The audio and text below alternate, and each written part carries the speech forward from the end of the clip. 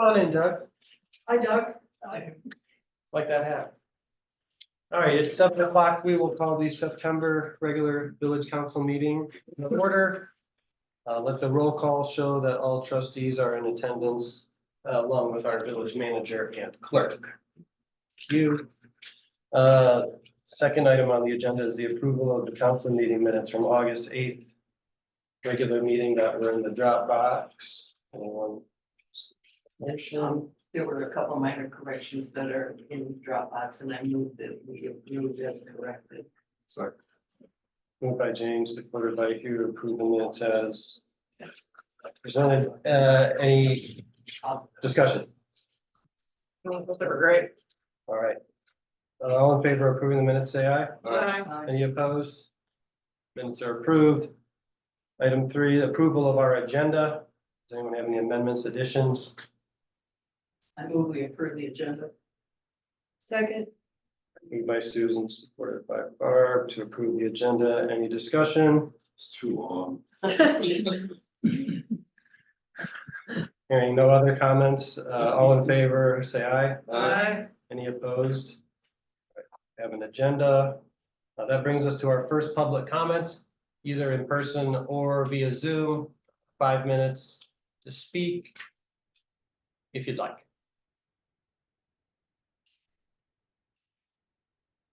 Doug, state your name and residence for the record, please. Thank you. Douglas McInnes, live in Gills Pier, which is Leon Township. You can stand up or? Whatever you want to do. Great catch. My understanding, there's been some questions about our wind turbine tower removal out at the wastewater treatment plant. I'm one of the founding members of Leon Community Energy, which is involved in putting that turbine up. And of course, we know about the winter of 2022, the top of the tower, due to high winds, got knocked off. And then, of course, we looked at different opportunities, or whether it could be repaired or replaced, or just what would be the most logical thing to do. And after that analysis, it appeared that basically we needed to remove the remaining tower, and of course, some of the damaged material that fell to the ground. That replacement didn't make economical sense. So the next step was to get our site cleaned up, so to speak. And that's all we've been working on over the last months of this year, the last 3 or 4 months. And excuse me. Basically, Tom Gallery and myself have been working on that goal. And I've got a brief summary of where we are today with that, and I can read it. And I've got copies here I can give to the village council. But it won't take too long to read if you want me to do that. Yeah, public comments, 5 minutes. I mean, we're happy to take the correspondence there. Okay, and just, If you want to summarize. Yeah, well, as I say, it's pretty quick. We've been in touch with Elmer's Crane Service and with Michigan Tower, who will work together to remove the tower. Michigan Tower will have a crew climb the tower and provide lifting rigs for Elmer's. The tower crew will remove the bolts attaching the 2 tower sections and assist Elmer's in removing the upper section. Same with the lower section. Elmer's will then send trucks and a welding crew to cut the tower into shippable sections and truck them to Beacon Salvage in Traverse City. That's what we got together. We don't have any dates at this point in time, but at least we found people that are willing to do this work. So with that, I can Unless the question. Sure, or the clerk can take it. I'll take, Oh, okay. I'll give it to.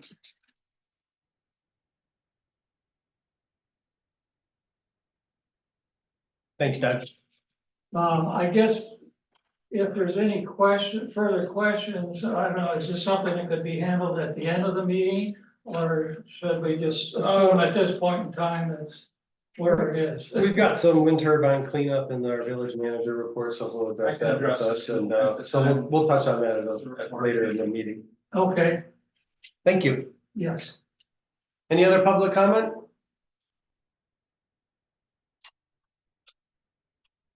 Okay, hearing none, we will move on to correspondence. I have no correspondence, Mr. President. Okay, thank you very much. That brings us to item 6 on the agenda. This is a special presentation of the Village of Northport Water Cost of Service Study. Part 1 of this is going to be a presentation by Dawn Lund. She has joined us here from Utility Financial Solutions and will be going over the study with us. After that, there will be a time for questions by the village council. If we have anything, this won't be a time for public to engage. Certainly, there will be public comments for people if they have questions that will be can be answered by the manager or Dawn at a later time. But this will be our first look at this. So thank you. I'll go ahead and share my screen now.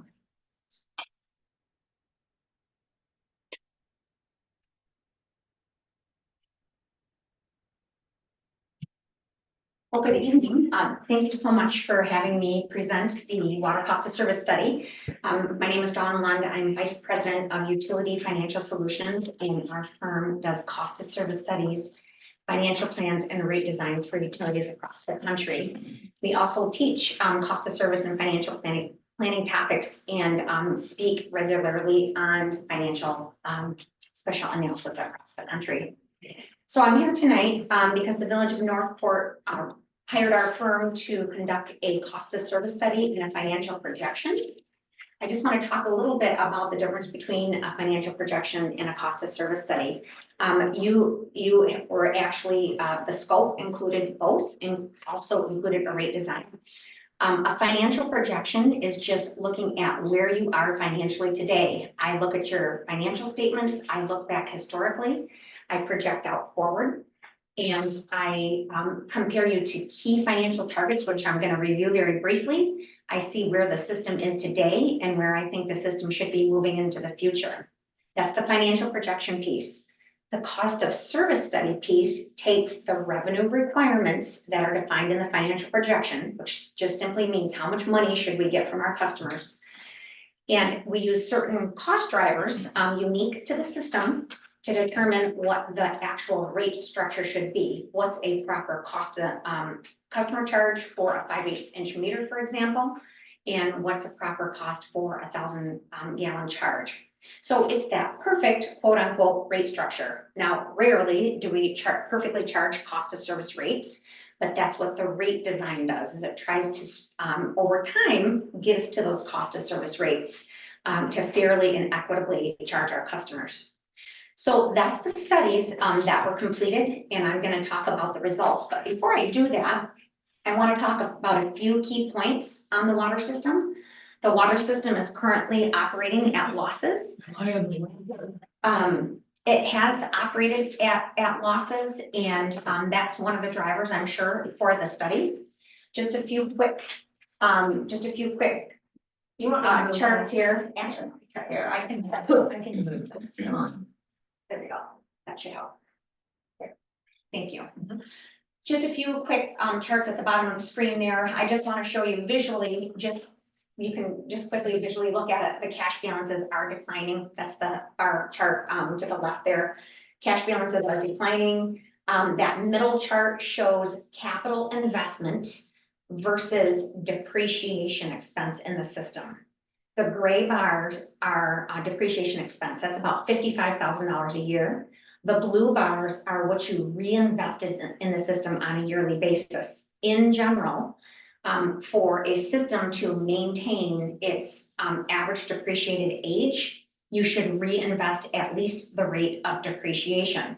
Of course, you're not going to do that every year. Sometimes you're in a period of spending, and sometimes you're in a period of not so much spending.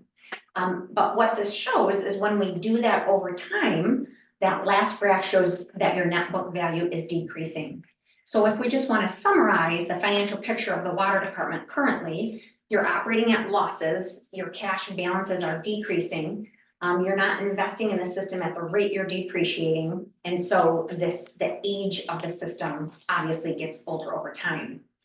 So we want to try to look at this and try to reverse this trend, or at least stabilize this picture. So the next slide, I just wanted to point out the system is currently facing a couple larger capital improvements that's included in the financial projection summary you're going to see in the next slide.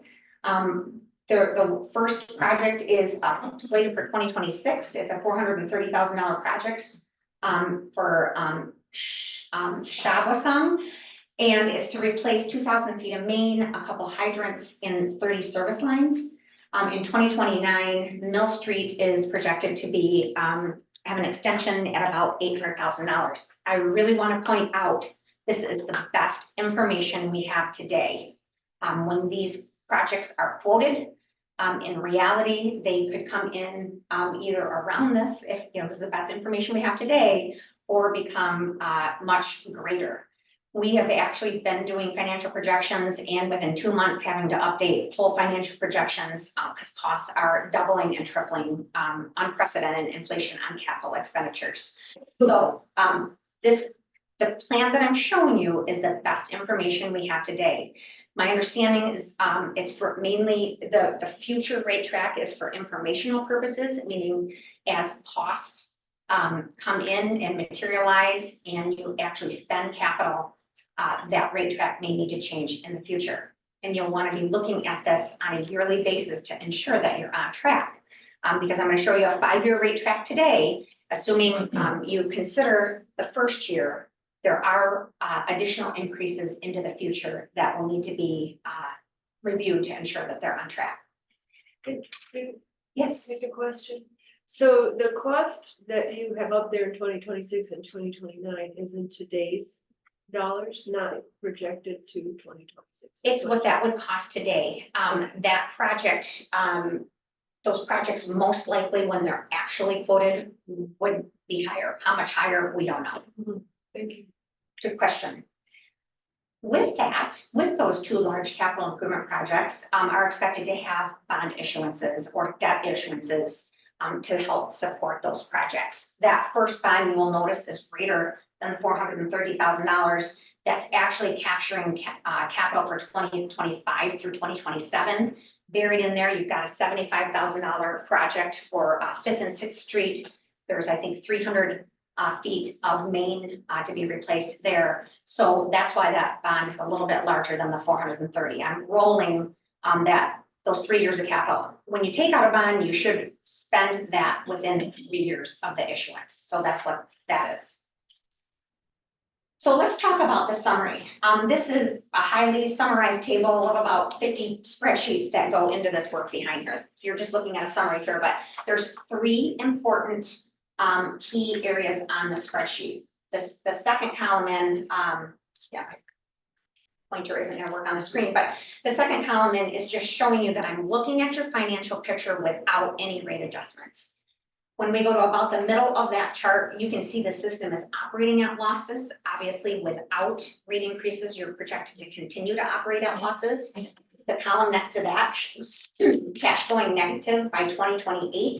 And that is with the bond issuances and with the current capital improvement program that you have.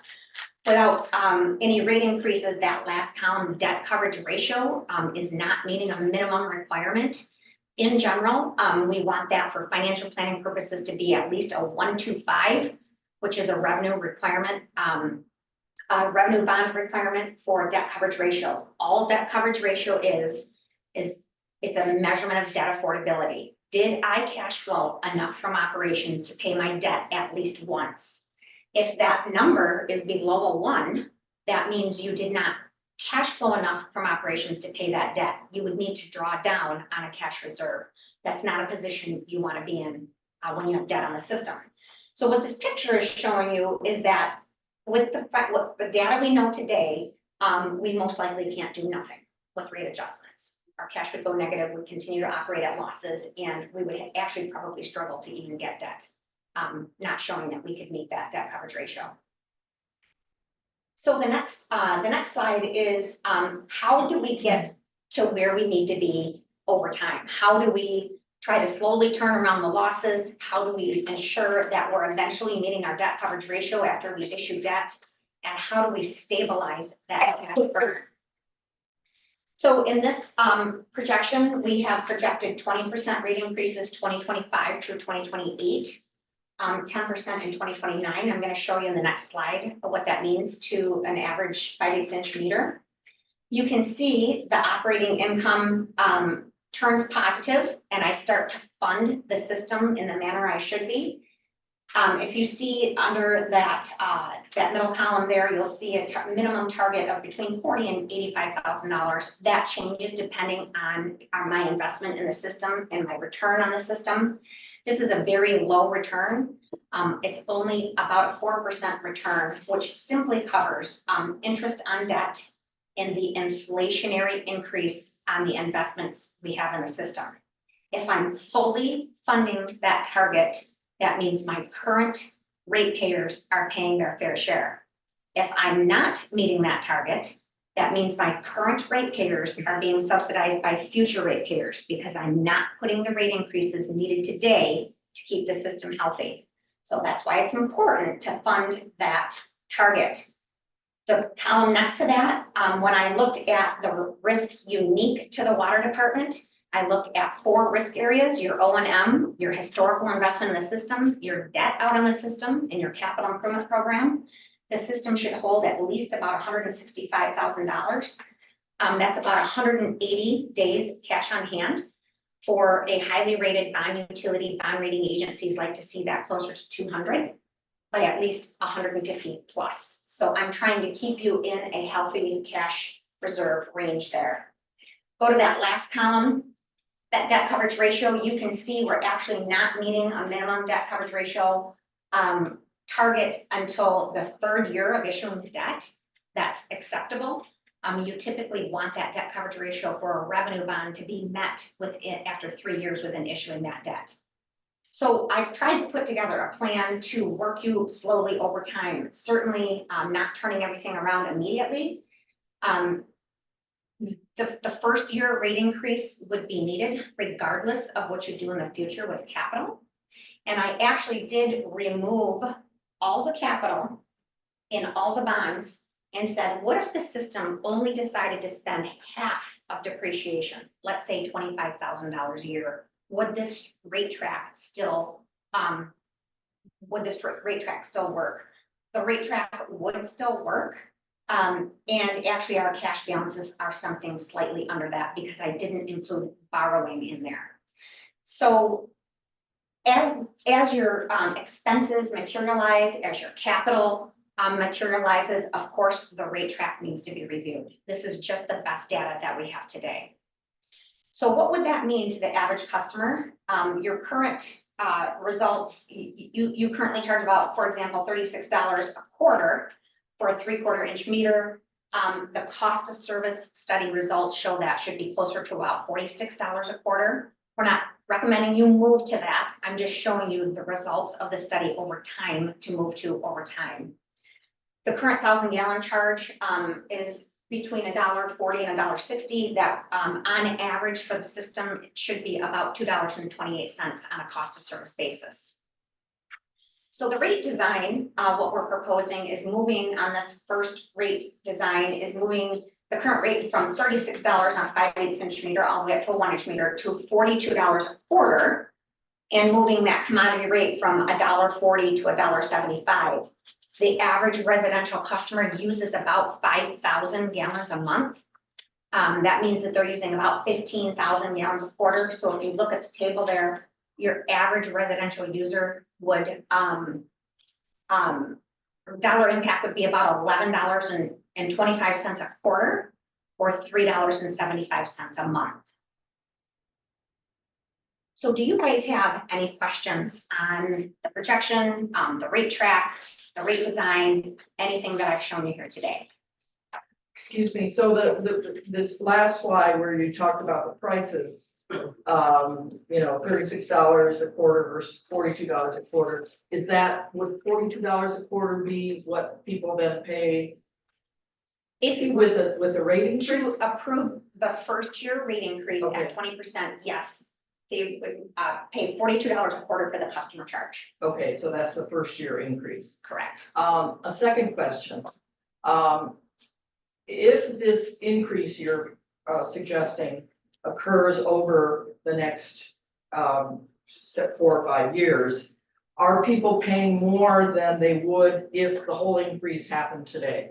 I mean, is any of this covering interest or whatever? So that's a great question. In general, the compounding effect, doing it slowly over time, they would be paying a slightly different price.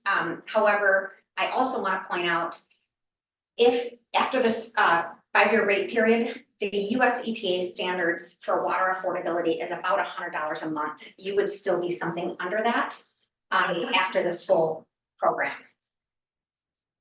Does that help answer your question? So if we just jacked it all up today to what it should be, people would pay a little bit less, but not much. The problem with considering doing that is you really don't know what you're going to be doing for sure for those capital improvement programs.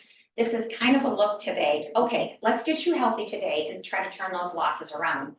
Now, when we look into the future, what do we think we're going to have to do in order to handle this capital improvement program? The only thing we know about a projection is it's most likely going to be wrong. This is a best educated guess that we can be. And most likely those capital costs will be something even greater. So I wouldn't recommend doing it all at once. If you were in a situation where you had large losses and you didn't have an extensive capital improvement program that was helping to drive some of this program, I would say, let's consider that. But I think you need to look at this yearly. You've got too many things changing to consider that, but it's a good thought. Thank you. Any other questions or comments? Are those separate charges? Yeah, so good question. So let's talk about the customer charge real quickly. What does that in general cover? So a customer charge is a fixed charge that is that you charge your customers regardless of usage. So what's that for? It covers things like customer service, meter reading, the bill you send out. There's a portion of the distribution system. You have a meter sitting on there, whether the customer uses water or not. The meter's there, the distribution infrastructure goes out to their home and is sitting there for them to use it. So that's in general what the customer charge covers.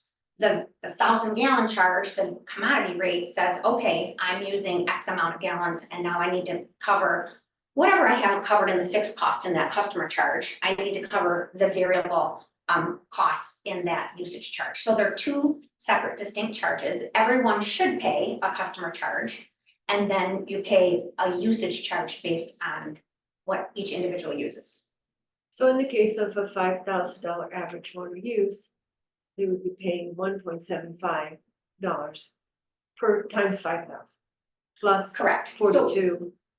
Great question, except it would be times 5. So when we talk about 1,000 gallons, Okay. but if that price is per 1,000 gallons, so we would just take 5 times $1.75 in this example. Plus 42 every Correct. month. Correct, plus the 42. Yes. Good question. I have a Go ahead, question. Laura. Oh, sorry. Yeah. Okay, so one of the things we've talked about in infrastructure is that the meters need battery replacements. And that's something that a lot of them need. I assume that that cost was included in the improvements. Yeah. Yeah. So I just That was wanted, I figured it Capital, I think surely there was, but $3,000 in there for that, A year. 3,000 a year, yeah. great. We can take our projected expenses in our budget, project those out. Yeah, I presumed you must. I just wanted to Plan. be sure that people knew that, because we talked about it in infrastructure quite a few times, so, yeah. Didn't our old, if I may, didn't our old system, and Joni would know, this is what I remember, so you got a certain amount, like the base charge included the first 5,000. We're getting away from that now. Which, because that never really made sense to me, so. Yeah, so in general, industry standards are to charge for all usage. You don't want to charge, and that's how the cost of service study is set up. So I set it up to say, okay, what are the fixed costs that need to be recovered in this? And then what should you pay on the variable component? Right. Correct. Okay. Yep, good point. The problem with including any portion of the variable component is that it becomes a hidden tax. Yeah, no, I agree with getting rid of it. I like it, so. Any other questions or comments? Okay. Okay. If, Well, yeah. If we have nothing else from the council, I want to thank you for coming in. Yeah, thank you for having me. Absolutely. So it's a good report. Yes. Well done. Thank you. Okay, so we will move into our staff reports now. We've got clerk, Jolene. You have a financial report included with the bill sheet tonight, and I did just write a brief, report. If you have any questions, I'd be happy to answer those. But really in preparation for the auditors, we're anticipating 4 days here, so we've been just Diana and I have been going through and, just preparing all of our financials for that. They audit annually? Every other year. Every other. Every other. Every year, that'd be a lot of stress every year. there is It's still a lot. an interim audit, but it's not a full audit. Still a lot. Yes. Yeah, but you'll see documents out here, because my goal is to kind of have them laid out by month, so. We have a plan, and there will be more that the auditors need, but getting ahead of it feels good. Yeah, Joni, I got a couple questions. Mm-hmm. What's the accident fee? It's a small thing, it's like $15, but. Oh, that's to get a retrieve a police report. Okay. On the bill sheet. Yeah. And the second question I had is that there's a lot of paper charges for the marina. I wonder what. Those What is are, I label it as paper supplies, but it's their trash bags, their paper towels, Okay. any, those types of. Sanitation. Yeah, thank you. Anything else? If nothing else for the clerk, thanks, John. The treasurer report was in the Dropbox. Diana, huh? No. I don't think so. Okay, yeah, taxes, Monday. I addressed Tuesday. it a little bit in my report. Thank you. Okay. Blood drive on the 27th, for anybody that's interested. Next up is DPW. And I apologize, that was my responsibility to put that in the Dropbox, and I just noticed that, I put it in there now, but, it wasn't in beforehand, that was my fault. Chris is on. Did anybody have any questions for Chris? The report was in here. I have a question. Sure, Susan. How was another streetlight knocked down? What happened? It was, right out here, it was it was, Chris is here. yeah, oh, I didn't realize, so go ahead. I'm here for some reason. I can't do a video. Anyhow, they were moving equipment out of the fitness center, and they bumped it with a truck. So just this afternoon, we had Advantage Electric. That's the company that installed the lights originally, come out, and they will be giving us a quote what it will take to replace that. Sure. It's not the same one that was knocked down at Uncaged, is it? No, No, unfortunately, no, it's another one. No, we're kind of me in the front. Thank you. Thanks, Chris. And I'd just like to say that I was really impressed with Dawn's report. So good job, Dawn. Anything else for Chris? Thanks, Chris. Welcome. Next up, we've got Marina, Bill. Report was in the Dropbox. Any questions for Bill? Things are quieting down. All right, next up, village manager, zoning administrator. Report also in the box. Yes, fairly lengthy report, and I'm not going to repeat much of it. I just want to highlight that we expect the work on Fourth Street to be to commence, unfortunately, the same week as the audit for us, but September 23rd, subject to weather and crew availability. We also expect delivery of the playground equipment to the installer has probably already occurred, and the installation will be complete sometime. Last I heard, it would be during the month of September, so hasn't yet started though. I guess I just want to address the wind turbine cleanup briefly. I indicated in my report that basically what we received today from Doug is what we've been asking for a period of time, was simply a plan to address the issue and an acknowledgement that they were responsible for the undertaking. And I have a feeling that, well, I believe that's what we've received tonight.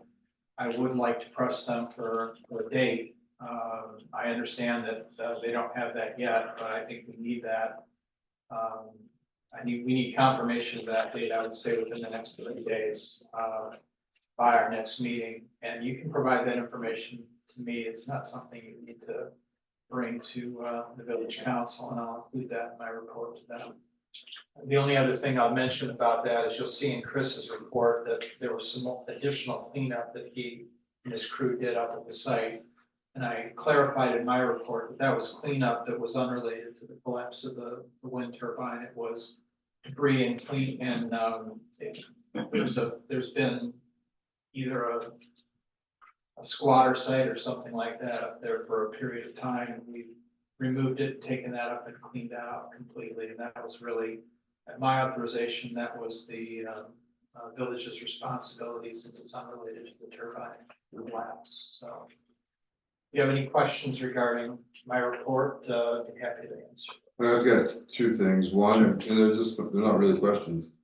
On the hospital demolition, the 2-inch gas line that was hit up there by the construction personnel, that DPW did a hell of a job helping us. We had to put the school on lockdown and keep them inside. And we had to move all the patients they could move from the Highlands to the south end of the building. Oh my gosh. And then the rain call box that has been tested and is working perfectly. I'll go back to it. Appreciate those updates. Susan?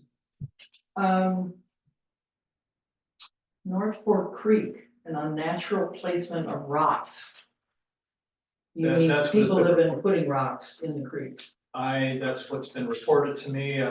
I just heard about it very recently. I haven't had a chance to investigate it myself, but I intend to do so and make consultations with Eagle Water Division to get their recommendation on how to address it. My main concern is is if that is, as reported to me, that it's altering the riparian, basically the riparian shoreline and possibly undermining existing trees. That's the report. I need to confirm it and take further action. So you haven't seen these rocks yourself? Not personally, but that's something that I intend to do before the. Then I won't ask where they are, since I'll wait for you to. They're I can down, show you. I can tell you where they are, I can tell you where they are. They're down near Will's property and the Willow Brook. You're gonna get Eagle involved in this? I believe that my intent would be if the rocks are there and they're causing what has been reported to me, that they would be removed, but then we would need Eagle permission to do that. So yes. And I have a meeting with someone from the, I want to get this right, the floodplain management division on Monday. This was not planned for this Right. purpose. We were just going to have a general meeting. So just to be clear, this is happening in the Second Street roadway easement. This is village property that this is occurring on. And while we're looking at this, I think it's well past time to address at the same time what I would classify as an illegal irrigation pump that is on village property, that has been on village property for years, that should not be on village property. And that needs to be taken care of. Also, the locked gate, which is on village property, which should not be on village property, which is never installed. None of these were installed with any kind of contract or permission from the village. So I think it's high time we actually stop turning a blind eye to this. You can't let one property owner do it and not let everybody else do it. I could put in an irrigation system drawing out of that creek as well on village property if they're going to, so. And I don't think that's right. I don't think anybody should. Other issues that have been reported to me as well are a unexplained drain pipe that Yeah, where's that come from? That's a good question. is directed at a property that does not provide that water source. So all those issues, I don't have personal knowledge that they're interrelated, but to the extent they are, we do attempt to address them. Yes. That's why I definitely wanted to give an indication in my report that staff was aware of that and we're taking action. Look, Yeah, I just have a question on the number 8 housing. So those are just legal descriptions, or those were the new appraisals, or those? They're kind of both intertwined. because to Are there complete the copies of appraisal- those that we could look at, or? Okay. I've got them, what we did is, because most of that work had been done by John Core, Mhm. and he had all the backing, studies and that sort of thing. I went ahead and authorized him to do the legal description. We will ultimately get these if we need them, but right now, the appraiser just needed a legal description to complete the appraisal, so he knows which portion of the land we're going to dedicate to essentially swapping the public use deed restriction, which portion of the 7th Street property, because it's both bigger and more valuable than the township park and Buster Davis.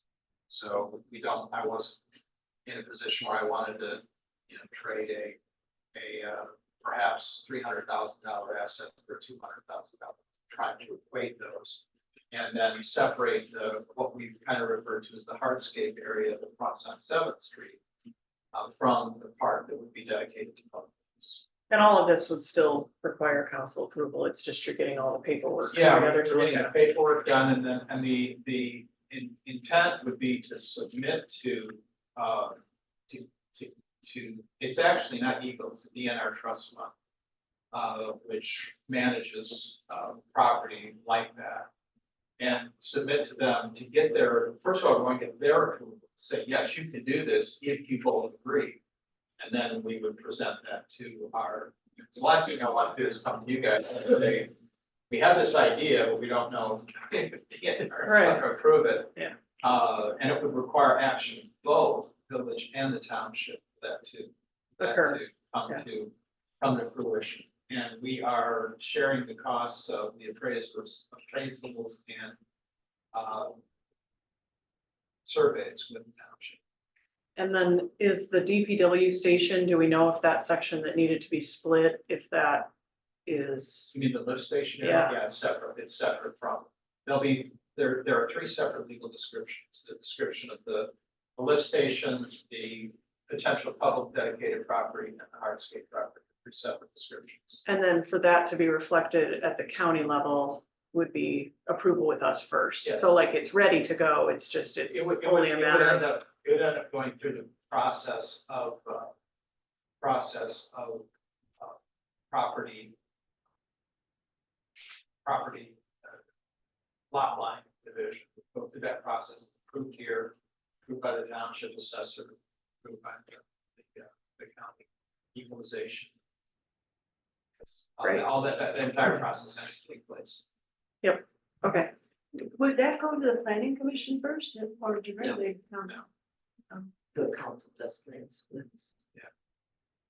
You mean, which portion of the? Any, Now, that would, the planning commission, if What would go to the planning commission is if we were to have potentially would go to the planning commission.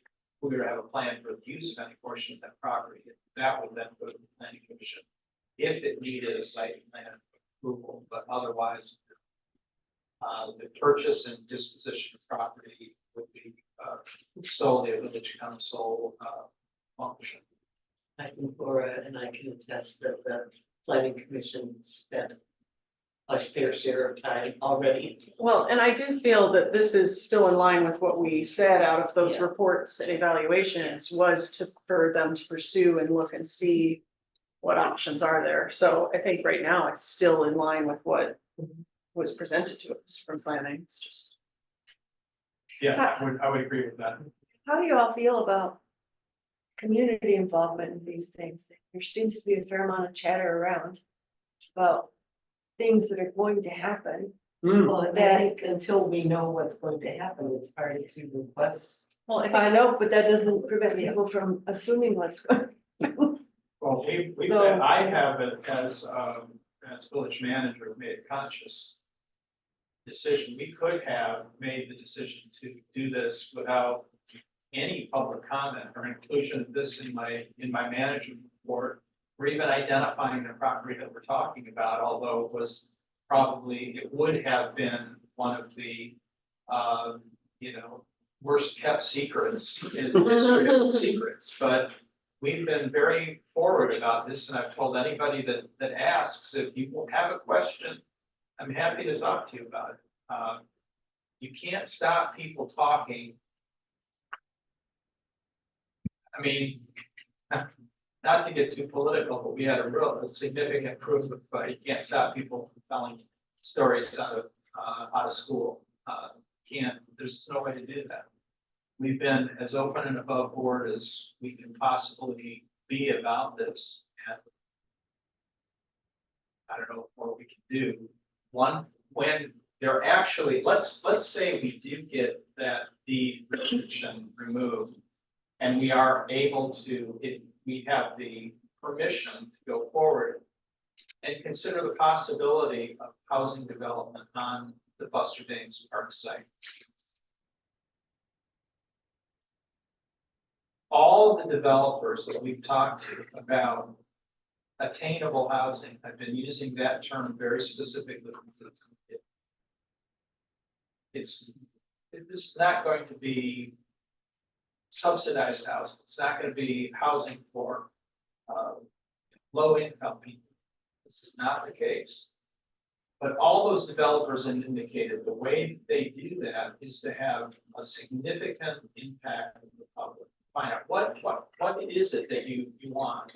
They're not going to just come in and say, we're going to put up 3-story apartment complexes, 100 units of 3-story apartment complexes on that site, which is we probably could do that. But they're going to come in and to find out what it is the public really wants to have, what will it tolerate. There's no point in proposing something that the public does not want. And that's the process that we intend to undertake. But right now, trying to sit down and say, we'd like to, this is what we're going to do, and we don't even have permission to do it, is put the cart way, way, way before the horse. I don't really want to do that.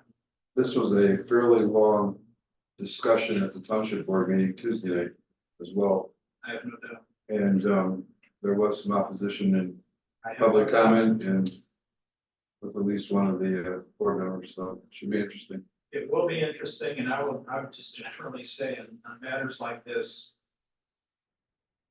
what you end up, the people that come to comment are generally those that are in opposition. And if this is something that you want to see in the village of Northport, you need to get people that will support it to come to these meetings and say that they support it. I've said on a couple of occasions to people that have challenged me about this, I've said 2 things. No matter what happens to Buster Dames Park, there will be a dog park in the village of Northport. Period. End of story. It may not be there, it may be somewhere else, it may still be on that site, depending on how it ends up getting developed. That's the first thing that I've said. The second thing that I've said is, I love dogs, I'm not gonna put them above people having houses, period, also, end of story also. Not gonna do that. And I hope you agree with that assessment as well. And if not, then find another village manager. Anyway. Good question. So any others? If not, we will move on to, no committee reports, planning commission. Jane, minutes were in the Dropbox if anybody has anything. Or if anything you want to touch on. Our next meeting will be next week and we will be almost fully represented. We have still one vacancy. All right, any questions for Jane? I just have a comment. Sure, yeah. So you are aware that there is a member of our planning commission in the village that is also a member of the planning commission in the township. Yeah, we're in fact, we're excited that there can be some liaison work where we can stay informed of each other's, since we're trying actively to cooperate and collaborate whenever we can. The other comment is that there was an intention to meet twice a year between the two planning commissions. It hasn't happened as far as I know this year yet. It hasn't happened. We were going to try to meet again in September.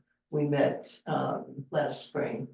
And with some of the uncertainties on both planning commissions, we have not done a joint meeting. We may still be under this year, but I think there will be some opportunity to collaborate over this 7th Street project because we both will be very involved. Anything else for Jane?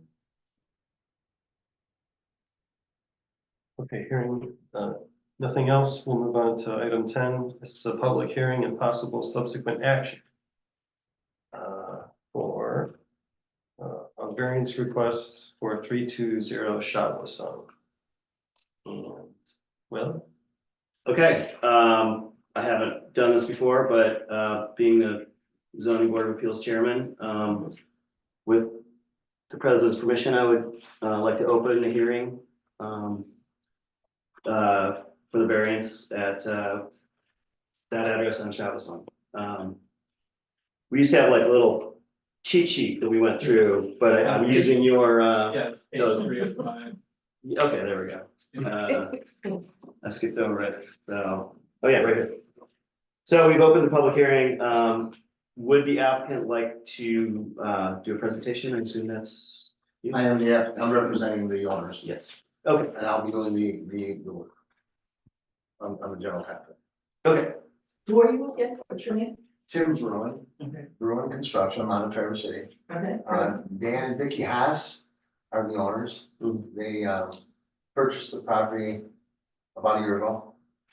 And it's been demoed. It's about a 1960 Montgomery Ward or maybe Sears Roebuck home. So the bones are really nice. And it's been, their son demoed it. And I relationship with the owners is that I did a remodel for them out on Cat Head Bay Road about 2005 or 2006. And I'm supposed to be slowing down and retiring, but they convinced me to come back out. Anyway, I don't know if you're familiar with the home, and it's right on one of my favorite corners where the rock sign reads M22 South. The variance is to go build a 5-foot porch toward the road, toward Shopson. And Jim has informed me that the existing porch that we tore down was not compliant to begin with. And It's part of dressing up a very small house. We're putting a small addition on it also. And it's gonna go from about 850 square feet to about 1,200 square feet. It's not quite 200. And just to, I prepared a fairly detailed staff report regarding this, and the review of the variance criteria is specific to that, to this variance request, and I've addressed each of the ordinance provisions regarding that. To me, well, first of all, as a zoning administrator, Wait, shouldn't we have public comment and put this into the discussion? I think, are you? I usually, as zoning administrator, make comment regarding the Okay. applicant's presentation. All right. And then follow that up with public comment. I generally take a pretty loose interpretation of what exceptional circumstances are. And in this instance, other than the front porch that is involved here, everything that the applicant has requested to do when I reviewed their land use report or land use application would have been permitted directly by the zoning ordinance. It's only the front porch that is potentially a problem. The house, when it was originally constructed, was constructed at or near what is now the 20-foot front setback. Okay.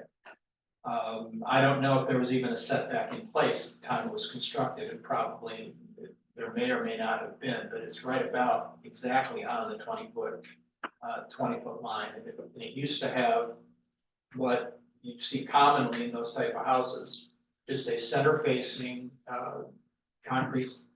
cast concrete block steps that walked up to the front door. And they're proposing a 5-foot 11-inch the full front face facade covered porch that I think will greatly enhance the appearance of a building that is right on our entryway into the village. I think the uniqueness, what I said in my report is the uniqueness of this situation is you've got a property owner that is confronted with placement of a building that they didn't have any say on where it was placed. They could have placed it properly, built exactly what they want to build now and place it properly if they were doing new construction.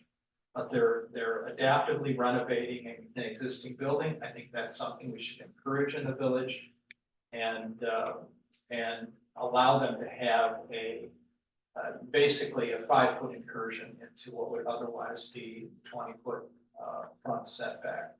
The only adjoining property on that side of the street is placed almost in exactly the same area as well. It does not interfere, would not create a sawtooth or jagged looking front facade along the streetscape. So for those reasons, I recommended in my report that you approve the variance request.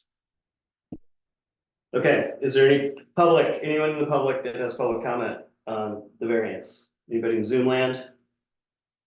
Unmute.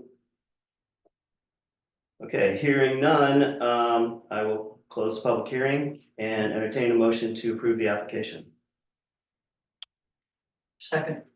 No. I move that we approve the Oh, I guess application. There's a motion. I guess it doesn't happen. I move that the Northport Village Council approve by resolution the application for a dimensional variance to permit a 14-foot front yard setback for the property at 320 Shablesong Street. I'll second that. Okay, so I'm gonna, in the interest of time, sort of, I'm going to kind of drive the discussion basically on the terms that Jim said. Does anyone on the council think that this will not be contrary to the public interest or the intent or purpose of the ordinance? Will not be or Did will be contrary. yeah. Does anyone think it will be contrary? Right, exactly. Okay. I do Hearing have a none. question. Question? Yes, I do have a question. What was my question? I forgot my question, but it'll come back to me. Okay. Does anybody in the council, Oh, I know what my question was. Okay. Excuse me, do we have any comment from neighbors I did indicate in my, Across the in my street. report that the neighbor across the street was favorably inclined to the. variance. There's no negative, which would be of some great importance, I think, if there was, but there, in this case, there wasn't. The second question. So this, okay, We got in trouble a few years ago with people proposing a covered porch who then enclosed it. Do we have the proper documentation this time that this will be a covered porch and not an enclosed porch? I reviewed the plans, they show a covered, non-enclosed porch. That's the plan that's been submitted, Okay, I just wanted to make sure we talked about that and had that on. okay, I'll address that. In that situation, the reason that it was important that that covered porch, even though we both voted against it, was not enclosed was because in that location, that bump out of that house, that variance on the width, greatly reduced the sight lines to the water from the neighbors. And there were so many neighbors in opposition. In this case, we don't have any neighbors in opposition, and the sight lines really aren't important. Correct. So whether they I just enclosed in the wanted- future wouldn't matter. I understand, I just wanted to have it documented Okay, that well, but it's I gonna don't, be a covered porch. yeah, okay, but if it was, I don't think it would matter if they're going for. The enclosure. documentation is very clear in this case. Yeah. What we're agreeing to, that was the problem. Yeah. Is that we did not have adequate documentation of the decision. Okay. Just, wait, I'm gonna try to phrase this right. Does anybody on the council, feel contrary that this shall not permit the establishment within the district of any use which is not permitted by right within the zoning district, or any use of dimensional variance for which conditional use permit is required? that one is a little bit difficult to understand what that actually means, but what it, to really consider it, the first portion of that doesn't really apply because they're not asking for a use variance. The use remains the same, and there is no conditional dimensional requirement present in this zone. So what I try to make clear in that staff report is this criteria really is neutral. Yeah. Okay, does anybody on the board feel that this will cause a substantial adverse effect upon property values in the immediate vicinity or in the district in which the applicant is located? Okay, that's a no. Does anybody feel that this is one where the specific conditions relating to the property are so general or so recurrent in nature as to make the formulation of a general regulation for such conditions reasonably practical? In other words, I think this means, is this gonna make things a habit, yes, that pattern? Or to put it another way, is this something that you want to amend the zoning ordinance to allow or not allow directly? Now, one thing you do in the commercial zone, you allow basically what's called a mean setback, where you have to be within 50, I think it's, help me, Laura, it's 10 or 10 20 feet. of what the average for a 300 feet is. And Pretty sure if it's you 10. applied that standard, this would qualify. If you applied that standard, so. If it was commercial, but, you know, Yeah, if it wasn't, that's why I said it applied. okay, He's just saying where we have that, this would comply with that too. Yeah. okay, and then board members agree that this will relate only to property that is under control of the applicant, obviously. I don't think we need to discuss that. Board members agree that there are exceptional or extraordinary circumstances or physical conditions such as narrowness, shallowness, shape or topography of the property involved in intended use of this property that do not generally apply to the property or uses in the same zoning district. I think we've discussed this already. I think we've pretty much talked about it. Unless anybody has an objection, I'm gonna move on. And then that's it. We can take action on the motion.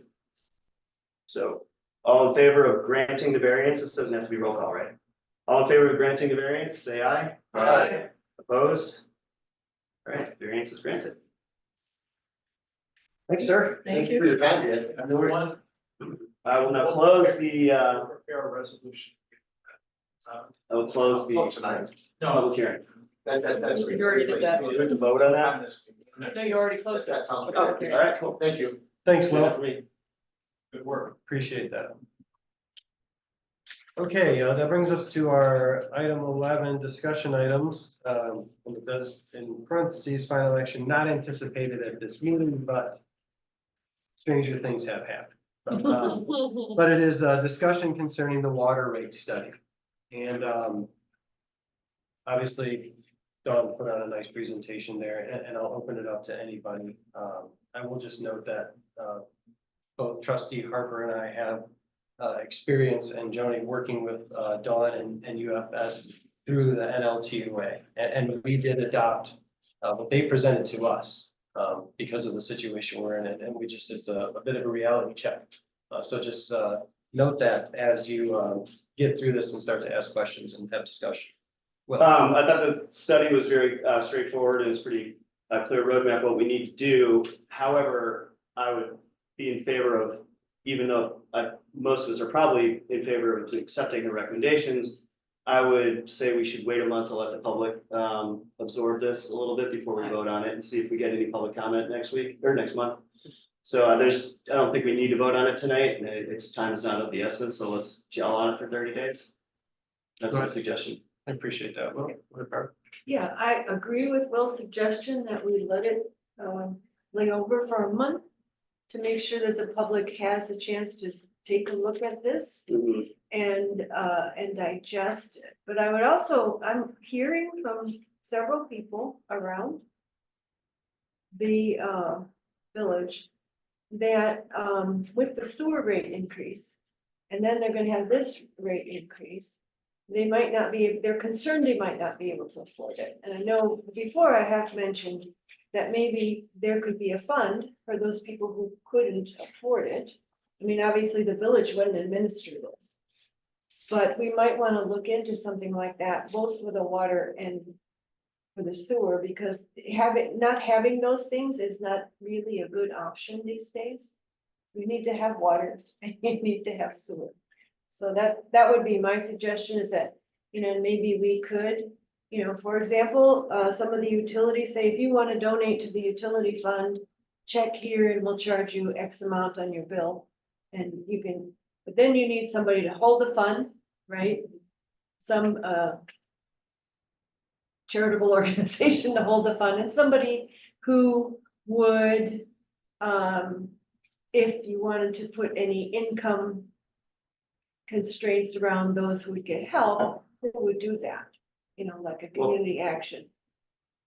I have a comment on that. I think when we put the sewer in, and I'm not, I was just moving to town in 2006, 2007 when it was happening, but I do believe that the Leelanau Foundation did provide financial assistance for the connection fees for the 10-1s for a lot of people in town. I know a couple specifically, and so I would really like to see it come from the private nonprofit sector more than another thing for our people here to administrate and hold funds for. And Jim probably has a comment. When I discussed this briefly with trustee Conley or member Conley, I suggest that the community action agency might be able to set up a program. They're very adept at evaluating financial need.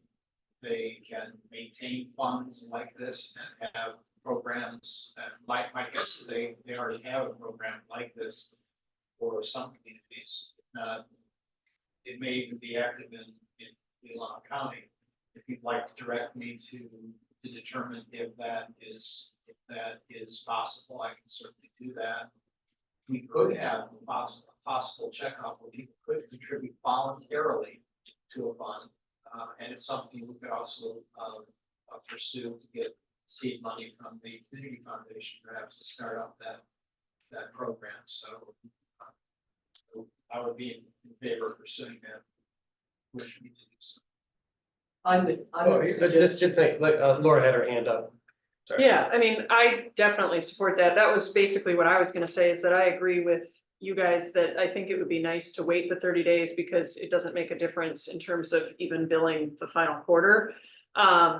I am extremely happy with the report, as is everyone else, and I'm very grateful that we have it. I mean, as someone who's been very aware that our water fund is depleting and that we have a large amount of capital, I'm extremely happy to see this. And the wait, I just want to be clear from my perspective, isn't because we can't or shouldn't do what is being proposed, but more so that we have time for the public to become aware, but also so that we can potentially have additional solutions if Jim is able and staff are able to look into and see what other things, so that people who are concerned about the rates, we have additional answers for beyond just, well, sorry, we have to because we're losing money. So. Now, I have a question for the clerk. Have we noticed an increase in late payments or non-payments sewer bills? No, it's average, actually, it's gone down. But Susan? I just want to support the idea of both, trying to create such a fund, asking the foundation for start a chunk of change for that. And I don't know this community action committee. Agency, I don't know that, but, if they can manage such a thing, if they could, propose a income standard or whatever, I would support you looking into this over the next month, so that, if and when we approve this a month from now, that we would also have something to offer people who are concerned. I did have one more thing I wanted to say too, and as she did say that it's still under the average even after all these increases. One of the things we had looked at in infrastructure was another study by Gosling Zubek that does show, I mean, we are drastically under the average, which doesn't help anyone feel better because the sewer is drastically over. But I will say, you know, like it is not, I mean, we are way below most of the surrounding area in terms of our water rates, so. If you caught the affordability index is $100. Right, and that's, and we'll still be under that, that's what I'm saying, Yeah. Yeah, Our sewer is not as drastically over as it used to be. Because Right. the rest of the state's catching up with us, and our sewer is actually looking a lot less ridiculous than it did a few years ago. Yeah. I mean, that's just what they're costing now, all Yep. over the state. So, we're almost in the middle. Still high, but Yeah, not in the top 1% where we were. yeah, which is great. and I think that people need to understand when we are talking about this increase and that we're not trying to put added pressure on people, but they need to understand that what we saw there is that we ourselves cannot afford the system. We are financially Oh, yeah. in distress We with have to- our water we have to system. provide. So it's not, this is not just a excess fund. This increase is necessary for the community to continue providing this essential service. So that's why we're approaching this. I just want to put that out there. So if there's any other discussion on it, Jim? The one comment that I heard was, you're projecting at the end of fiscal 2024, $172,000 in cash balance. You know, so you got money, why are you gonna raise rates? Well, that's like saying, I've got $20,000 in the bank, but I need a $30,000 roof. I'm still a rich person. That's not true. Right, we've got $172,000 in the bank, but we need $1.2 million worth of infrastructure improvements. We're not a rich water. I just want to clarify, are we asking Jim to look into this idea, Yeah. the Community Action Agency? Are people in agreement about that? Sure. Yeah, both Either for, vote. for our Consensus. utilities in general? I'll report back to you on the status of such a fund possibility. I definitely think there's a consensus of wanting to do that, so. Yeah, and my Yeah. recollection from talking to the Lit Foundation, the Leelanau Township Foundation, was that they would not be able to administer for bills. That they could do it for the hookups Oh, for because one that was time. different, but Okay. they cannot do it. All right, well, that's good to know. Anyway, All right, so we'll just table that until next month and we'll move on to new business. Item A is consideration of village nuisance ordinance, and that was provided in the Dropbox. Some updates were highlighted and somebody want to make a motion and we can have discussion. Jim, do you want to say anything before we get? No, I think going? getting the motion on the table would be appropriate. I'll move that the Northport Village Council adopt a resolution to approve, where are we? The village nuisance ordinance as presented. I second. All right, moved by Jane, supported by Susan to adopt the village nuisance ordinance as presented. Any discussion? Yeah, Go ahead, Barb. so,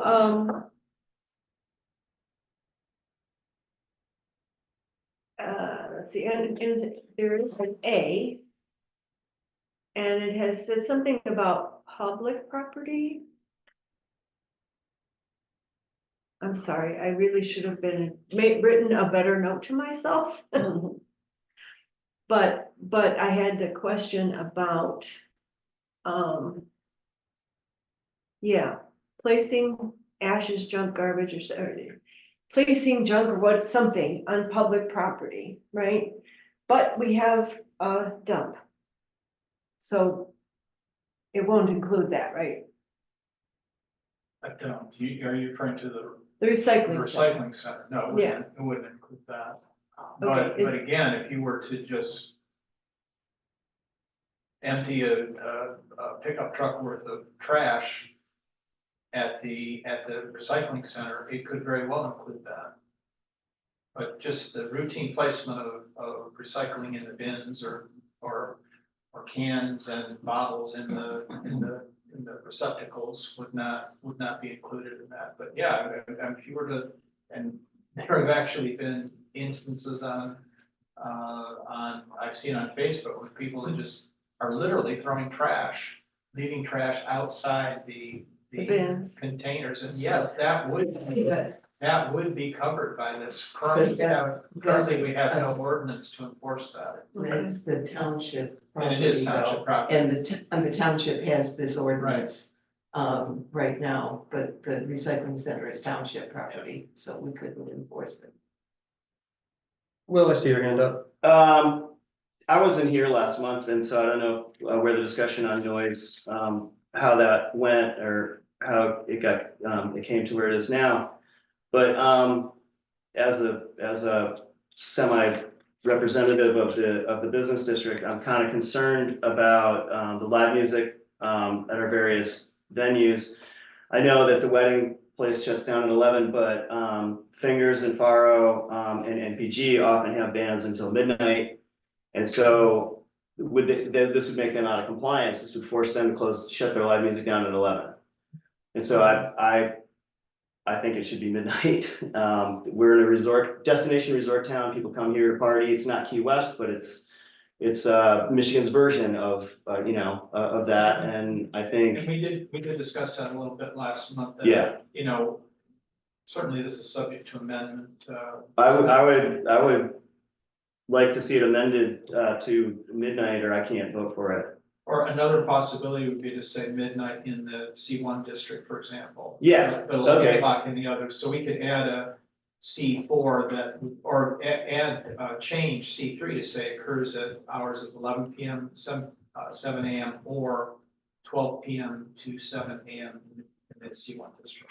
The only good thing, Will, is the fact that the enforcement officers probably in bed by then. And if in Sutton's Bay, do that.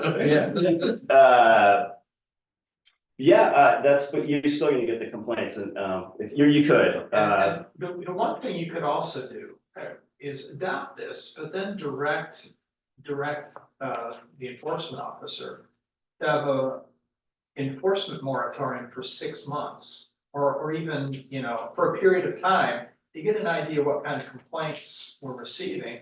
And that might address the question of, we're getting complaints, but only in the commercial district and only up until midnight. And you could say, well, okay, we ought to amend it for that at that time. So enforcement discretion. Yeah. So you're, Well, there's okay, always so enforcement you're saying discretion. pass it as it is, and if we get a lot of complaints, then I'm think not sure I'm in favor of that. I think what I heard him say is we can adopt it, but delay enforcement until we recognize whether or not we have a problem. Yeah, I still want it changed in the C1 to midnight. we could we'd certainly do that, but even if we could do that and indicate that we're going to have a moratorium. Okay, let's do both. I'm in favor of both. So do I make a motion to amend?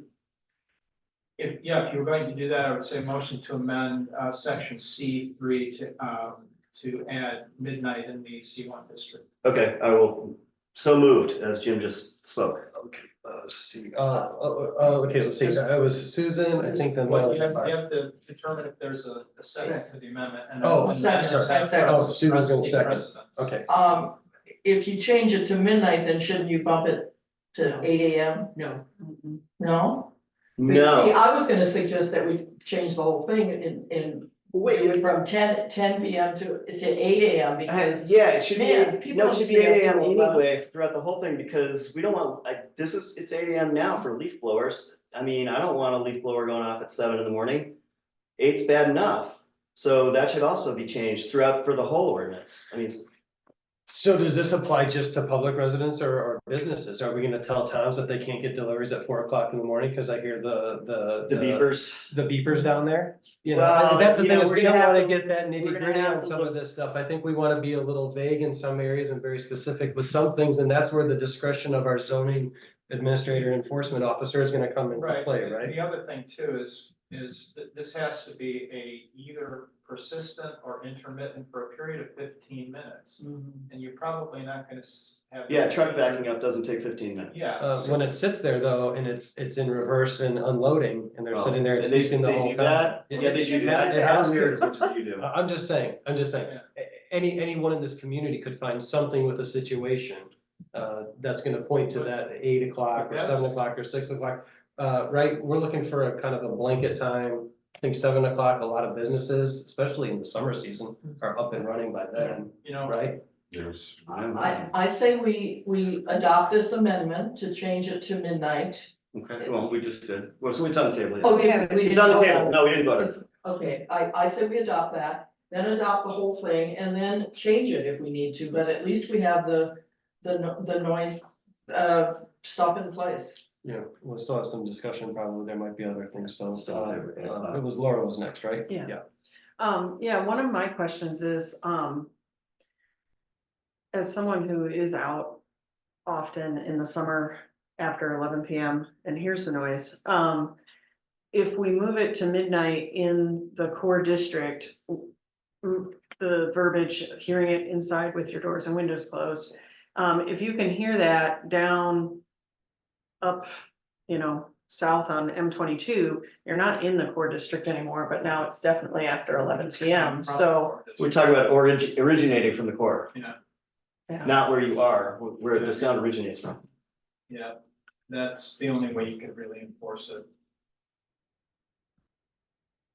I just know that you can hear the sound from, like, very, very far away. And it is Yeah. very loud, so, You can hear it right on the corner of Main and Shabbos. yeah, you can hear it past that, right? You So, can hear it on but- 6th Street. Yeah.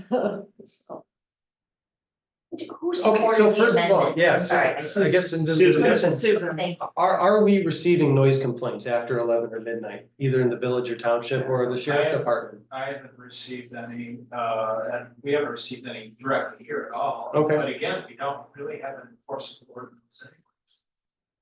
But just, it's not like there's a situation that people are saying, hey, Yeah, it's there's too not. loud after 11 o'clock at night, we need to shut this down. It's more of like, people are just kind of going, Noticing. whatever is going on. Yeah, it may be directed more toward the short-term rental people who are partying at night, I think it is. so that the neighbors can put their kids to bed. Sure, And that's fine. If it's yeah. outside of the C1, then, yeah, let's have it at 11. Oh, that's great, but you gotta let the businesses have their bands. And 12 is not so terribly late. I don't, in the summer, it's, Yeah. that's just when things get going at my house.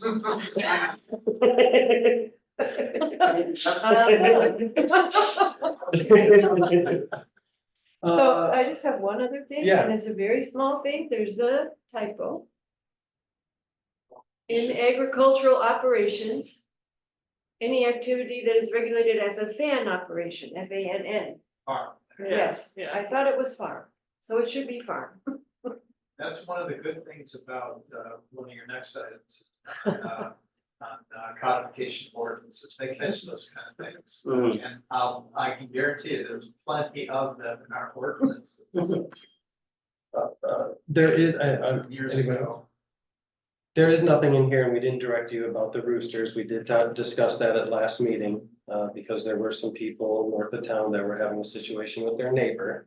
And Yeah. so I just want to see if there's any feedback from the council about restricting roosters in any residential areas or no, or. I think as long as you have the definition of what's a nuisance noise, Okay, you don't have to list out which animals Okay. it applies to. Yeah, and a rooster would be part of a home business. So, you know, so I don't know if you could even. Traverse City has a rooster ordinance, no roosters in the downtown, Oh, okay. in the city. So it's just like a best practice not to keep a rooster in a residential neighborhood because you have neighbors that are so close and they're. So where does it fall in the roosters? Typically, those are separate, those are standalone ordinances. Okay. Address keeping of agricultural animals in a more urban setting.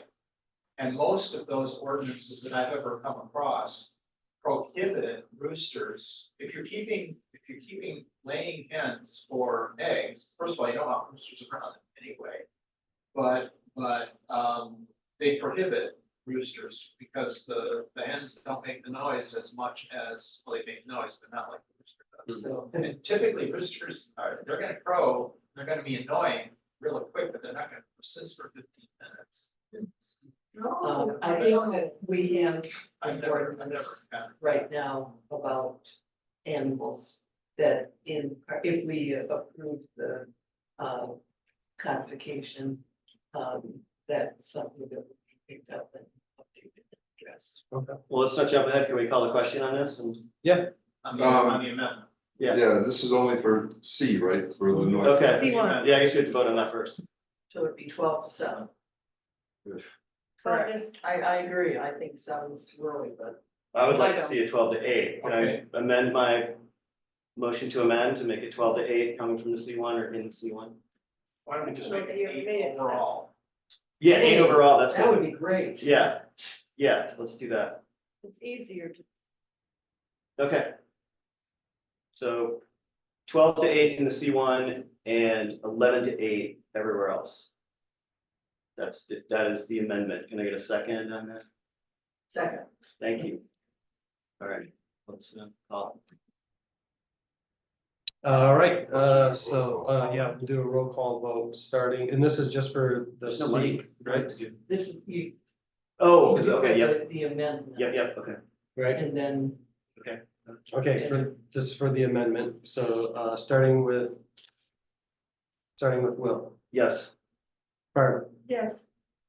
Laura, No, Hugh, No, Jane, no, Susan, yes, and Chris, no. Motion fails on the amendment.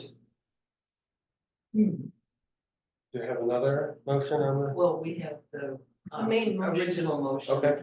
to. The 11 to 7. No, the original motion included the language as presented, which Yes. is 11 to 7. so 11 to 7 in all districts. Wait, is it 7? That's what it currently, Mhm. what Okay. it currently says. oh, so we can't change the. we could, you could make another motion amendment that it would be midnight to 7 AM. Or midnight. 8 a.m., That's what we just did. 10 a.m. Didn't that just fail? Yeah, Yes, it did. the one that's midnight to 8 is what we just did. Okay. Yeah, I move that we move the time from 12 midnight to 7 AM in the C1 district. I'll second that.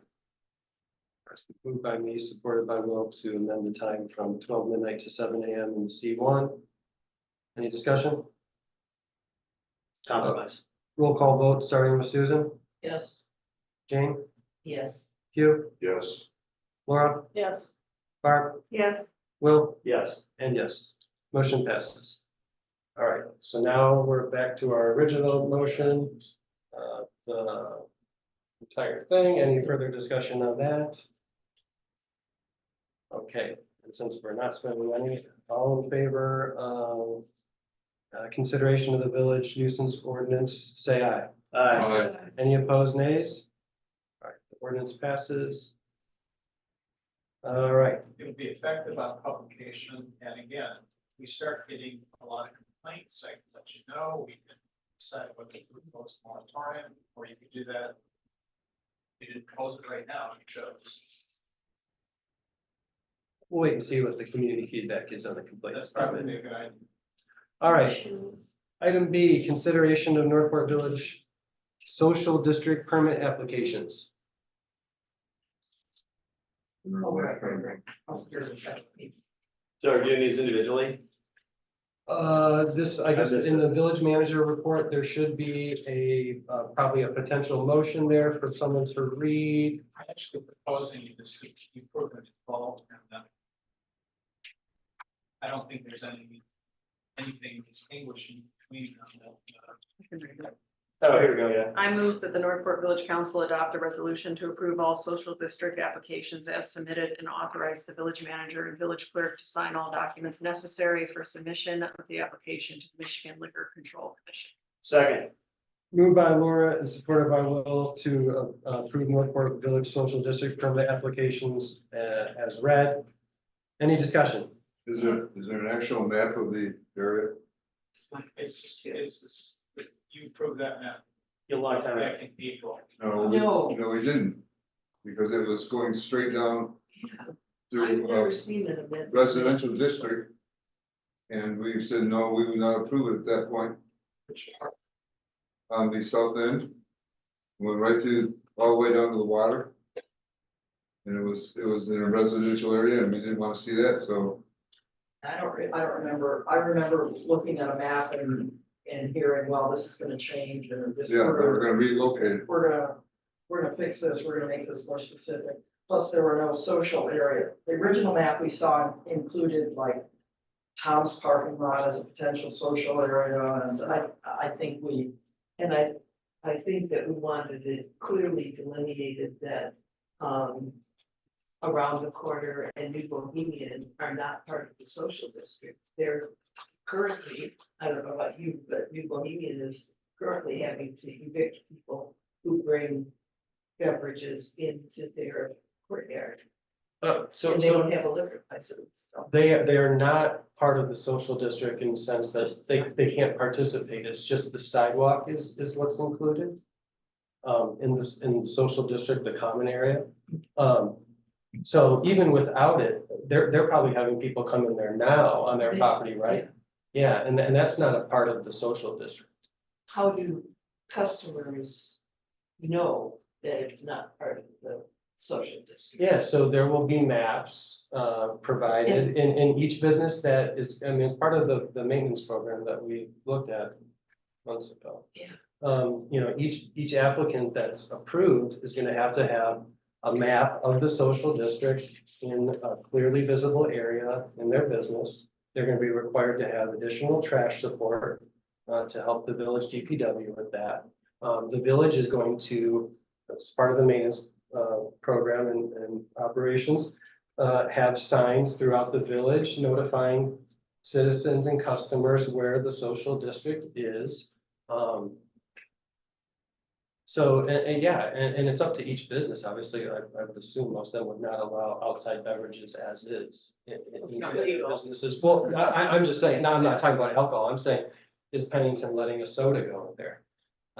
Probably not, but that's their business to run. Well, I mean, would people be allowed to carry drinks purchased at, Fingers Crossed into around the corner? No, the statute. So you can only, but you can carry a drink from Fingers Crossed into the Mitten. No, No, Can you carry it you down? can only carry it on the sidewalk. Maybe I can explain first of all, let me make sure you understand something. Right now, we have 1, 2, 3, 4, 5, 6 liquor by the glass licenses in the village. Every single one of those establishments has a rider on their license that permits them to sell drinks or cocktails to go, as long as they're in a cup with a lid on them. Those drinks cannot be consumed essentially in public. They can be consumed elsewhere, take them home, whatever. Okay, they already have that capability. The difference, what the social district does is it creates an area where if you sell a drink like that in an open container that's clearly marked, the person that buys it can take it elsewhere within the district. They cannot take it into another licensed beverage establishment. And the way, the label that's on it that we require in the maintenance plan would say, Northport Social District, the Mitten, and it would have a checkbox on it. So that drink could not be taken into any of the other 5 licensees, okay? Even if they decide not to participate in the social district. The real difference is it permits the purchaser to say, take the drink from the Mitten and consume it at the marina park. That's really what it does. And it can be taken, carried on any part of the public street. Here's the actual map that was submitted to and approved by the Liquor Control Commission. It includes basically the outline of that entire area. Can be consumed, the drink can be taken there. That's really all that it can do. But It's just the downtown district. no, all this area here is residential property, right? No, no, it approaches residential property, but it's not, I'm not sure what you mean when you say that it's. You're talking about Main property. Street towards Bay? Yes. No, I'm talking about from Shabbos, from Waukesha to Bay, it went right past Laura's place, went straight down all the way to the marina. It went across other people's residential property. Yeah, the social district does not include anybody's private residence or No. property. It is only the public sidewalk. Yes, Okay. This is not a, All right, this is getting interesting, because I'm in favor of the social district. When they presented the map the first time around, we asked them to clarify and redo it. and that's redone. yeah, that's, Why have we not seen a picture of this other than right now? We did. I remember seeing it. Anyway, I have a question. Sure, go ahead. One of the concerns I had and raised at a previous meeting was whether people can buy a bottle of wine at Tom's or a can of beer at Deep's and consume that in the public areas. we can do that now. You can do that now. We have no restriction on the consumption of alcohol in a public park. Park or sidewalk. This is Park or MPG. sidewalk, Oh, no yeah. restriction on that. And No village ordinance that prohibits Okay. it. There are So state what ordinances properties that are prohibit done in here? Okay. Isn't that- carrying of property? intoxicants. But this The bank this is- social The bank district is would over here. oversee, It's got overlap on the dairy property. Supersede. so No, it doesn't supersede anything. It just permits, again, a very specific drink from a very specific place being carried and consumed within that area. and It doesn't allow you, for example, it wouldn't allow you to take a drink and sit on somebody's front porch. well, no, That would not be, but you can walk down the street in front of their residence. the boundary of the common area encompasses all kinds of non-participating vendors. And posting this to someone who's here for a weekend would definitely not be adequate for them to know that they can't stroll over to around the corner and sit on the benches there, or or the pink bench at Very- Huntington. Go ahead, Laura. I just wondered if it's possible since, I mean, I don't remember seeing the new map either. Like, I don't think that I had seen it before and I thought it would, you know, it isn't in the Dropbox, right? Like, No. it's, I so think I just wonder if we we've can, seen this. do we have to vote tonight on this or can we vote on this next month so that we can be sure the public has seen the map and the council has time to review the map? I think the bigger question there is Both this, sides of it. is there a chance that this will get approved before uncaged? Because that's really the, Well, if you vote on it next month. Okay, it'd so be- this. no, this I know, is but if we vote This to is approve Paul's these building. This liquor is- license, this is- liquor applications, are they gonna get This right through the here? state Yeah. before uncaged, or is it moved? This is The the plan was- boundary, so it's the only other. I understand the plan was, but Delivered the in- reality, like, I mean, I feel like we This is we their did this for private uncaged, property. if we're Yeah. gonna vote for this thing, we ought So to approve it tonight, the, and we can amend it later. the Uncaged doesn't boundaries care. of the social district. Uncaged doesn't care. I think the businesses. might. Things happen. No, things happen. Things have happened for many Sure, years. yeah. and No, things will the continue to uncaged happen. may not care, but the vendors care, the bars care, that's who wanted, that's who started this, that's who I don't really care what uncaged cares. But, you know, It fingers is- crossed last year did what it wanted to do. Yeah, we're not sure, Bruce has done what he wanted to do, But and people do what they wanna do. Yeah. What I just said, they're currently permitted to do that. They Right. can sell a covered cocktail to go. They're Mhm. currently permitted to do that. What all you're doing is saying to the sheriff, don't necessarily arrest those people when they uncover it and drink it in the marina or they're about walking down the street.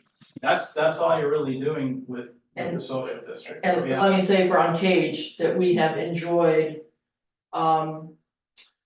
nice consideration from the, public safety officers that we have on hand. And things have gone smoothly for many years. We've never had trouble. I get it. So I don't think there's any urgency in approving this for Uncaged. Oh, there absolutely is, because I'm the one that got the call from the sheriff's department last year saying people would lose their liquor license or have the potential to lose their liquor license because it's not the sale, it's the consumption by the public that is illegal in the street, on the sidewalk. Okay. During uncaged, you cannot consume it in the Thank street, you for you cannot can take it out of these other areas. No, I think. we Okay, can- I didn't know about that, or I forgot about that. Thank you, No, Chris. and with all due respect, this social district thing has been on our agenda a couple times and stuff, but I would hate to see us be more informed about it. I mean, has anyone here spent any time reading about social districts outside of what we've talked here in the meeting or here at this time? They just. Okay, I'm just they making approved one sure in Traverse because, City, yes, yeah, they did. I'm hearing people concerned about like where the border line is. And the social district border is gonna cover an area, but only the common areas are gonna be highlighted on the map and displayed and shown where you can actually consume that. Yeah, so that map we've seen, what I've still never seen is where consumption is permitted. On the sidewalks, Mhm. and then in any public park or parking lots, which don't need to be Right. identified on there because they're already public. So that would clarify everything as far as all they can do is walk down the sidewalk. They can't walk behind Tom's even though it's in It- the district. That's right. And it's private property, only public places, only public areas, so the sidewalks, the public parking lots, the Well, public park that's down making there, more sense. down there for, yeah, this was not intended to say, hey, you can walk on any property inside the social district, that, you know, I don't want, my house is included in the social district, I do not want people down. Well, you're pretty social. Well, I'm just saying, and actually, my house isn't included, we defined it to keep it very close to the corridor, so, again, Well, anyone- But we approved this, you know, we voted on this a long time ago, and I think this is just a follow through, and I think we're, you know, we kind of made an obligation that we're gonna give this a try. And so I think we owe it to the people that proposed or, you know, were behind this to follow through on what we said we were gonna do. And this is exactly in line with what we said we were gonna do when we approved, you know, the original vote. Secondly, I think people are really wringing their hands over this because I don't see it making hardly any difference. I really don't see how it's gonna change the character of anything. I don't see a lot of people taking advantage of this. There isn't a financial incentive to buy a mixed drink at a bar and walk out with it when you could go buy the booze and the mixer at Tom's and mix it yourself. You know, I just don't see how this is gonna be such a, a big deal. It's not gonna result in, it reminds me of the marijuana hysteria. It's just not, it's not a big deal. It's not, to me, it's not a question, I am in support of it. I just have some questions as far as the district, and now you're saying it's only on public property. That answers my question. Okay. Well, it's not a question then. Laura? I just wanted to say too, that, I mean, the social district in Ann Arbor and then one in Grand Rapids, they painted the sidewalk, like with some of the instructions too, so I don't know if that's something that it becomes a problem. I feel like that's something that could be considered. The boundary was painted and then there were actual, I mean, in Ann Arbor, there's instructions like this business is not part of the social district, and then other ones say it is. One of the provisions of the maintenance plan that we adopted, and it's required by the statutes, you have to somehow physically mark the boundaries of the social district. And you'll see the black spots on the map are the locations where there will be a sign that says, you are now leaving the social, something words to the effect of, you're now leaving the social district, no consumption or possession of alcohol beyond these points. Perfect.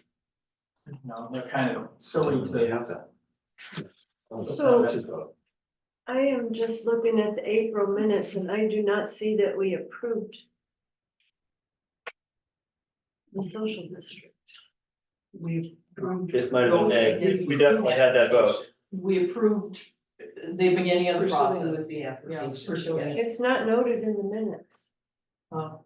I don't know whether it was in April or some other month or what. It was but- presented, well, maybe it's in the March minutes because there were a lot of complaints that it was approved right away, you know, the people that attended. Yeah. And there were a lot of people supported it too. I'd love to hear people complain in public comment. Things have gotten dull lately. Yeah, there was one letter in the Enterprise that complained about it that I saw. But that's it. And I had a call today and I mistakenly told the caller that it wasn't gonna be on the agenda, but that caller was complaining, but that's the only complaints I've heard. So we have a motion on the floor to approve the social district permit application. Moved by Laura, supported by Susan. It was approved in March. Okay. It's in the minutes. All in favor of approval, say aye. Any opposed? All right, thank you. Consideration of a planning commission request for technical assistance for the master plan. So that was included in the planning commission minutes. In the update of the master plan, the commissioners agreed that we could work on the text, but that we would appreciate support from the council in hiring someone to work with us on updating the demographic and statistical portions of the master plan. I move that the Northport Village Council adopt a resolution to approve the Northport Planning Commission's request for technical assistance for the master plan revision not to exceed $7,500, approve all necessary budget amendments, and to authorize the village manager to sign all contracts necessary to implement the resolution. Second. Moved by Susan, supported by Will, to approve the motion for the Northport Village Council to support the planning commission as read, not to exceed $7,500. Any discussion? All right, hearing none, since there's money involved, we'll do a roll call vote, starting with Will. Yes. Barb, Yes. Laura, Yes. Hugh, Yes. Jane, Yes. Susan, Yes. and yes, motion passes.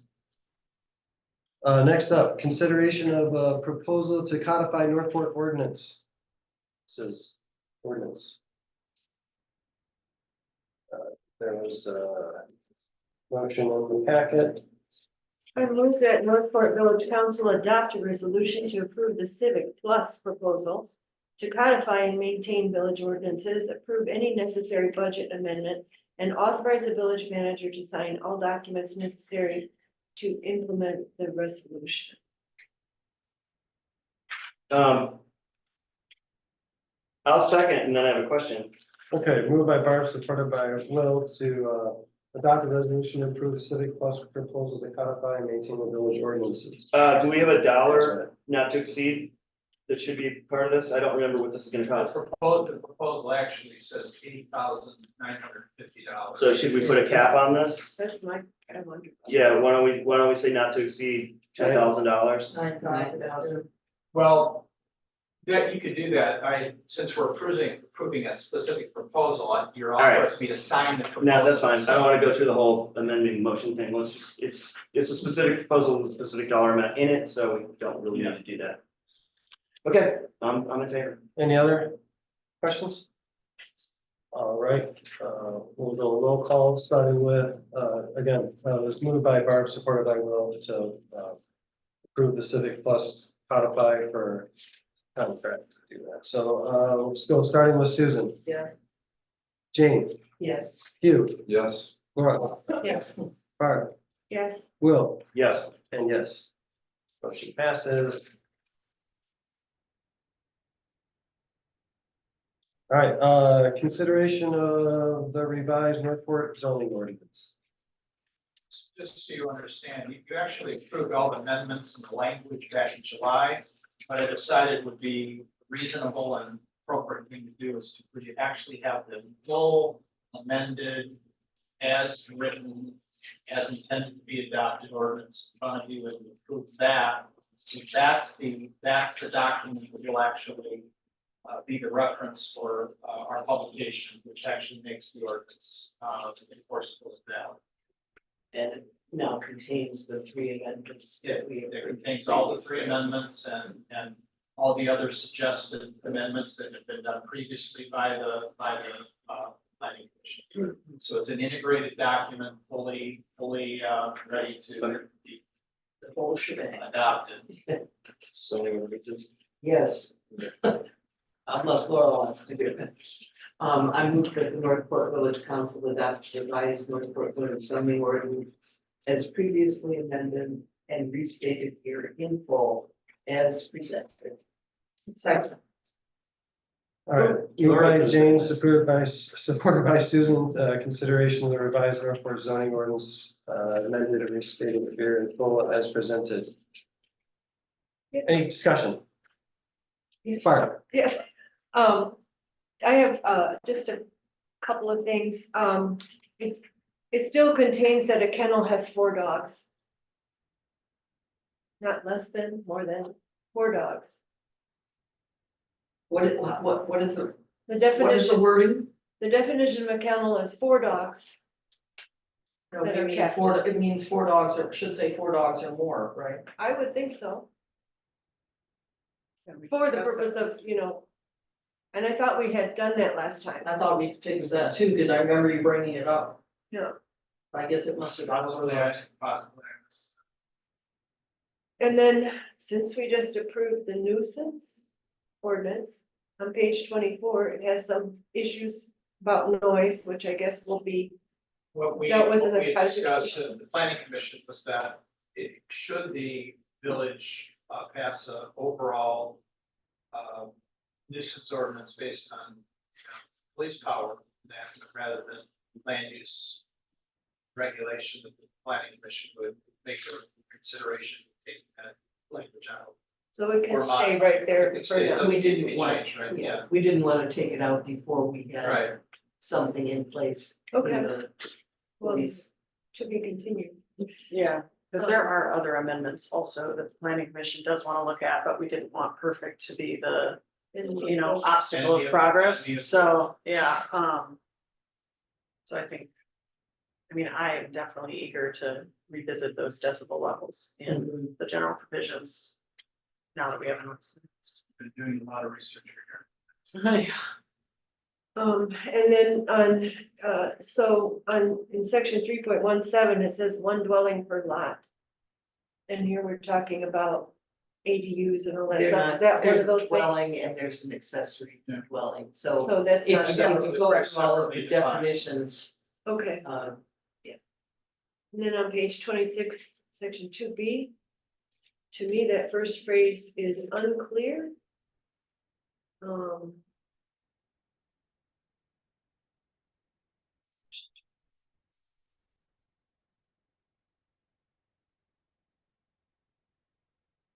Page 26 section. I would just recommend that you, any of those type of technical amendments be addressed, at a later date. That's fine with me. I just want it noted that not clear to me. I would draft an email with all of those things, send it to Jim and maybe CC Jillian, and then that way. I can get it in a minute. Exactly. Okay, To I'll do be that. Page 26. Yeah, Okay. to be, And then they can be. to be or not, to be.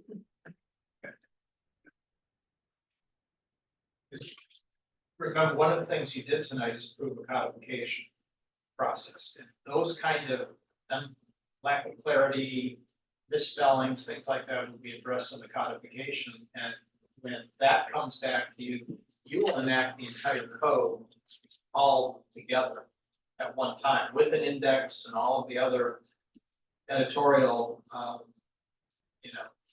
features that are present in the codification. I think you're gonna really like that once it's done. It makes it much more useful.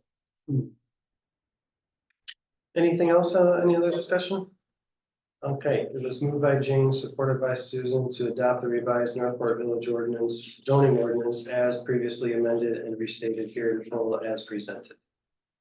All in favor of the motion, say aye. Aye. Any opposed? Motion passes. That brings us to the payment of the bills. Bill sheets are here for us.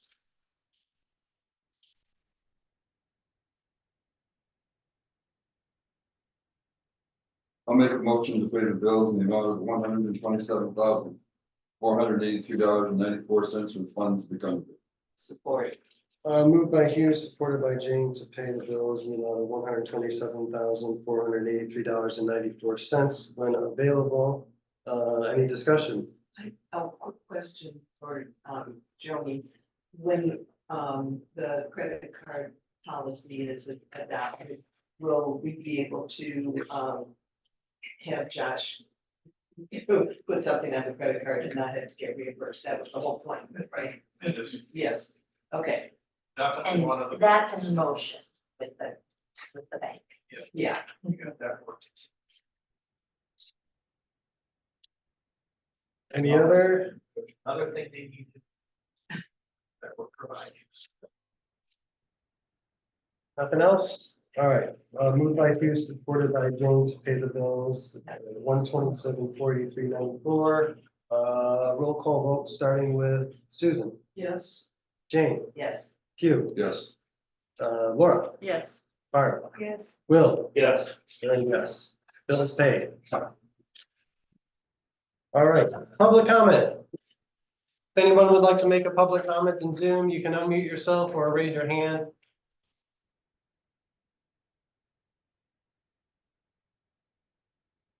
And if we don't hear any, we'll move on to council comment, if anyone has any.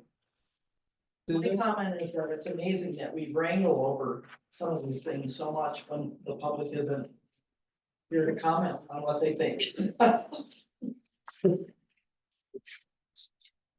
Anyone else? Yeah, I just, this is gonna be off the wall, but, I would like the council to think about rescinding the 15-mile-an-hour speed limit on Bay Street and Rose Street. It's frustrating from my standpoint, because if I go up 6th Street, I can only turn right. If I go up 5th Street, I can only turn right. So I have to go that way. Nobody else seems to bother to do the speed limit. Like I said before, I've been passed by bicycles, I've been passed by golf carts. And I think 15 miles an hour is just too slow on there. I just like to consider it for next month. Okay. Including the four-way stop. They know. I think before we stop was great. Perfect. I was opposed to it initially, but it's worked out very well. Very well. I will move to adjourn. Any support? Unless somebody else has a comment. All right, good, 4-9. Oh. I do know how you have starting, but I, it's not on for, I idle. It was. It's not